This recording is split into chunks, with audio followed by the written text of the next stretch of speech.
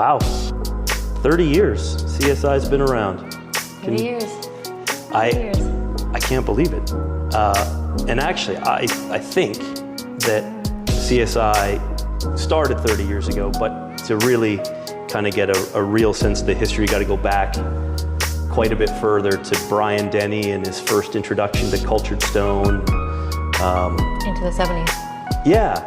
And did he first start manufacturing in the plant? Yeah, they had a manufacturing plant in Canada, and I think he worked at it as a laborer and started installing. And my understanding is that after they shut that down, he went to work as a sales rep. Okay, setting up the dealer network and yeah, working for Cultured Stone, which I think was Stucco Stone Products at the time. Okay, so let's fast forward now. It's 1992, and CSI is officially a business. What did it look like to start off with? Initially, CSI had probably about 6 or 7 dealers. They all took full truckloads in.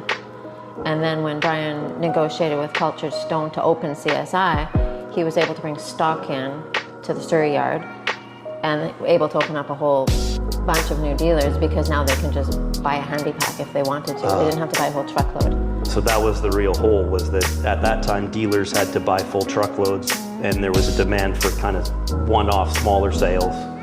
So if you walk into a store and say you want to buy my product, but you have to buy a whole truckload, it's a tough sale. So opening up CSI allowed him to open up all of our dealers. So for the first few years, Canadian Stone was primarily Western focused? Ish. It was located in the West, but we did have a couple dealers we had a dealer in Ontario for full truckloads, and then we had a dealer in Quebec, also full truckloads. And so because we'd open the branch in the West, we could open the smaller dealers. Okay, same idea, bringing stock to a warehouse there, serve smaller customers with smaller orders. Right, we needed to have a place to store the stone so that they could order LTL loads out. Okay. So that's when we opened Surrey. Surrey.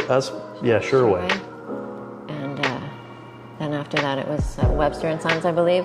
And we started opening dealers, and I don't remember if this was in your day or not, but we used to take a month from the stone to get from Napa, Ontario, by the time they placed the PO and what have you.